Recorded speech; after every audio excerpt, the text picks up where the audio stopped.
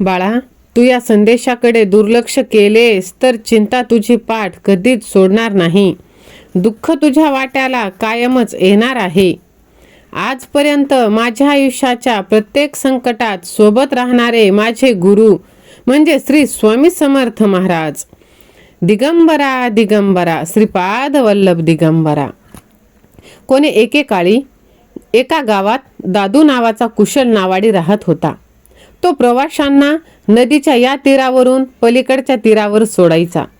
या कामातून त्याला जे पैसे मिळायचे त्यातून तो स्वतःचा चरितार्थ चालवायचा. तो भोळा असला तरी कुशल नावाडी होता. एकदा जोरदार वादळ आणि पाऊस सुरू झाला. वातावरण बदलून गेले. नदीत लाटा उसळू लागल्या. अशा भयानक वातावरणात दादूने नाव अलीकडच्या किनाऱ्यावर बांधून ठेवली. आपल्या झोपडीत जाऊन तो पाऊस कमी होण्याची वाट पाहू लागला. अशा भयानक वातावरणात गावातील धूर्त पुरोहित प्रकाश तेथे पोहोचला. त्याला पलीकडच्या तीरावरच्या गावात एक पूजा सांगण्यास जायचे होते. एवढ्या भयानक वातावरणात सुद्धा त्याला पैशांचा मोह सुटला नाही. तो घराबाहेर पडला. पावसात भिजत भिजत त्याने दादूचे घर गाठले. झोपडीत दादू आराम करीत होता. प्रकाशने त्याला आदेश दिला की चल, आपणास पलीकडच्या गावाला जायचं आहे. दादू म्हणाला, पका भाऊ, अशा भीषण वादळात आणि पलीकडच्या गावाला जाणे योग्य नाही. मध्येच नाव उलटली तर आपण दोघेही मरू शकतो. मृत्यू समोर उभा ठाकलेला दिसत असून सुद्धा पका भाऊंची लालसा कमी झाली नाही. त्याला पलीकडच्या गावात मिळणाऱ्या दक्षिणेची चिंता पडली होती. दादू आपले ऐकत नाही हे लक्षात येताच पका भाऊने आपले पांडित्य दाखवण्याचा प्रयत्न केला. हे बघ, मी तुझ्यापेक्षा वयाने मोठा आहे. माझे ऐकशील तर आयुष्यभर सुखी राहशील.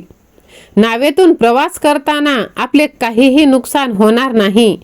चल पटकन आटप, आपण निघूयात. पका भाऊने त्याला आणखी 4 गोष्टी सांगितल्या. दादू भोळा असल्याने तो लवकर पका भाऊच्या बोलण्याच्या जाळ्यात फसला. तो उठला आणि म्हणाला, महाराज, प्रवासात काही झाले तर मी दोषी नाही. तू निश्चिंत राहा, काहीही होणार नाही. पका भाऊ म्हणाला. आता दादूचा नाईलाज झाला. त्याने प्रवासाला निघण्यापूर्वी प्रवासाचा खर्च ठरवून घेण्याचे ठरवले. तो रागानेच पका भाऊला म्हणाला, पंडितजी, एवढ्या वादळात मी नौका पाण्यात घालणार आहे. स्वतःचा जीव धोक्यात घालून मी तुम्हाला पलीकडे नेणार आहे. तुम्ही मला काय देणार? पका भाऊ गावातील सगळ्यात धूर्त इसम होता. तो म्हणाला, अरे पंडिताकडे ज्ञानाशिवाय काही असते का? मी तुला ज्ञानाच्या अशा काही गोष्टी सांगेल की तुझे जीवन धन्य होऊन जाईल. हे ऐकून दादू क्षणभर गांगरूनच गेला. त्याला काय बोलावे तेच सुचेना. पण घाबरून तो काहीच बोलला नाही. त्याला पकाभाऊच्या सामर्थ्याची जाणीव होती. पकाभाऊला मंत्रतंत्र विद्येची जाणीव होती असे गावात बोलले जायचे. दादू घाबरला आणि नाव चालवायला तयार झाला. दादूला मनात एक खोटी आशा होती की कदाचित पकाभाऊ आपल्याला काही बक्षीस देईल. हो नाही करता करता दादू निघाला. त्याने आपली नौका पाण्यात लोटली. नावेपाशी पोहोचताच पकाभाऊ खुश झाला. त्याने तात्काळ नावेत जागा पटकावली.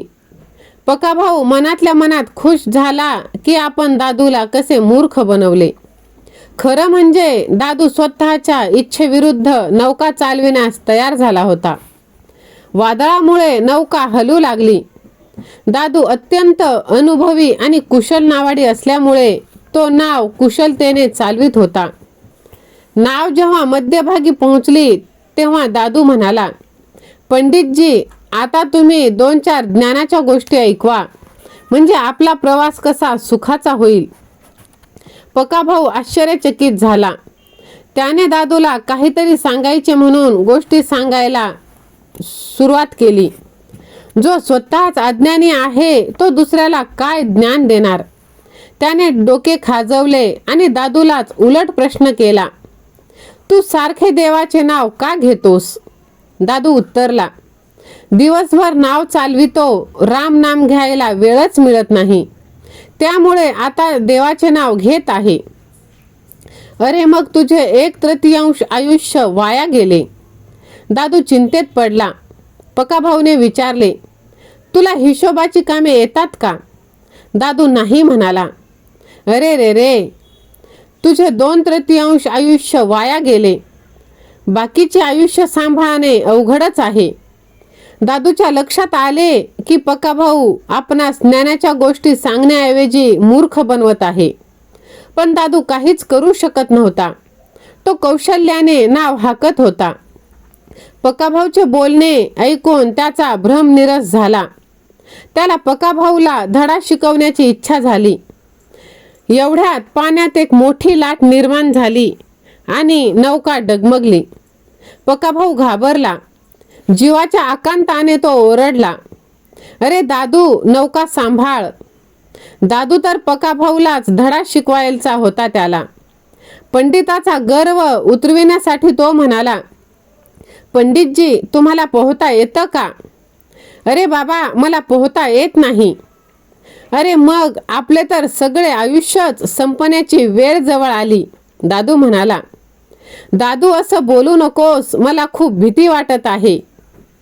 दादूला आता कळून चुकले की पंडित पडत मूर्ख आहे. पकाभाऊला काहीच येत नाही. तो आपल्या नसलेल्या पांडित्याचे प्रदर्शन करीत होता.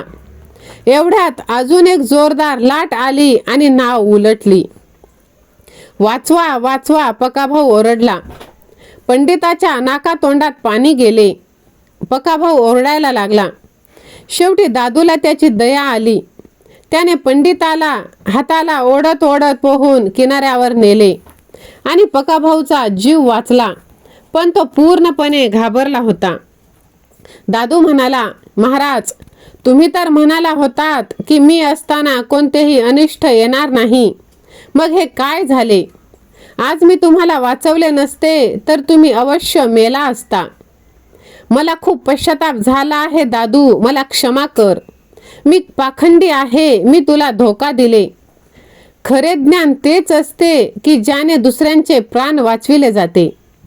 आजच्या दिवसानंतर मी कोणालाही फसवणार नाही, मला माफ कर, पकाभाऊ म्हणाला. हे सगळे झाल्यावर पकाभाऊने स्वतःकडील मोहरांची एक थैली काढली.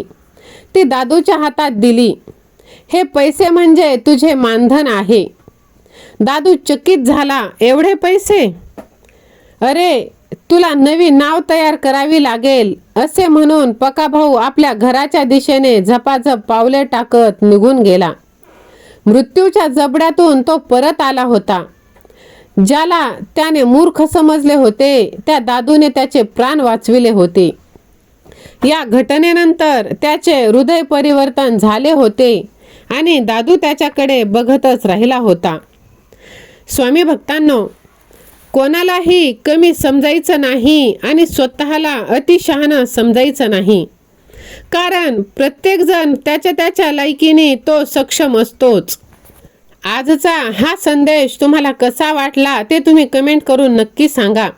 चॅनलवरती नवीन असाल तर व्हिडिओला लाईक करा, चॅनलला सबस्क्राईब करा, बाजूची घंटी दाबा आणि कमेंट बॉक्समध्ये श्री स्वामी समर्थ असे टाईप करा. हा संदेश आपल्या प्रियजनांना शेअर करायला देखील विसरू नका. स्वामी आई तुमच्या सर्व चांगल्या इच्छा पूर्ण करोत हीच स्वामींचरणी मनापासून प्रार्थना.